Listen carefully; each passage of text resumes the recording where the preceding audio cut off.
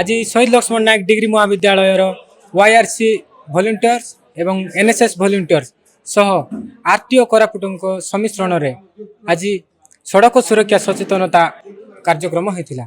तो आज दिन में समस्त युव समाज को युव भाई भौणी मान को अनुरोध कि 18 वर्ष पूर्व गाड़ी चलेबे ना, जदि 18 वर्ष पर गाड़ी चलेबे ताहले हेलमेट व्यवहार करंतु एवं बिना लाइसेंस रे गाड़ी चलेबा मना पाई आज सचेतनता आज कार्यक्रम में सचेतन कर।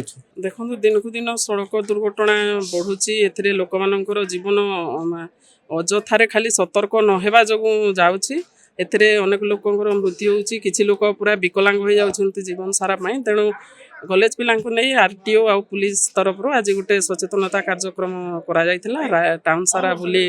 आज जेहेतु हाट थिला एथिरे आमे बेसी लोक एथिरे इन्वॉल्व हो पारे बोली आमे आज ही चूज करथिलु।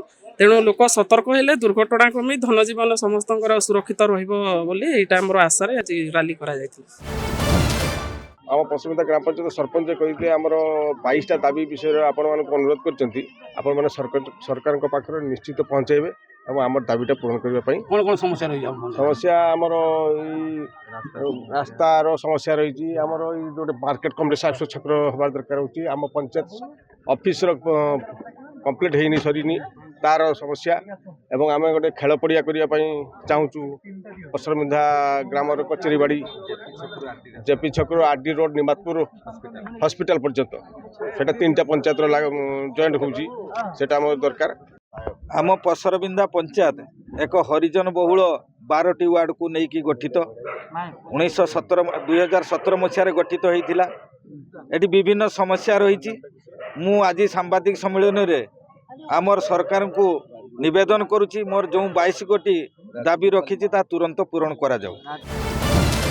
आपण जानिछंती आम समाज रे वर्तमान मध्य महिला एवं पुरुष मध्य गोटे भेदभाव रही। जदिओ सांबादिक संविधान दृष्टिकोण उभय पुरुष महिला समान, किंतु सामाजिक स्तर में केउठी ना केउठी लिंगगत हिंसा गोटे भेदभाव रही पुरुष एवं महिला, जोटि कि पुरुष को बेसी प्राधान्य मिलूची एवं महिला को कम प्राधान्य देछि। ताहार फलस्वरूप समाज रे तार प्रतिफलन होउची। तेणु आम गोटे 16 दिनिया गोटे कार्यक्रम करिछु। एटा को 16 day activism against gender based violation on women उपर करूछु। महिला प्रति होउतबा सब प्रकार हिंसार अंत किबली घटिबो।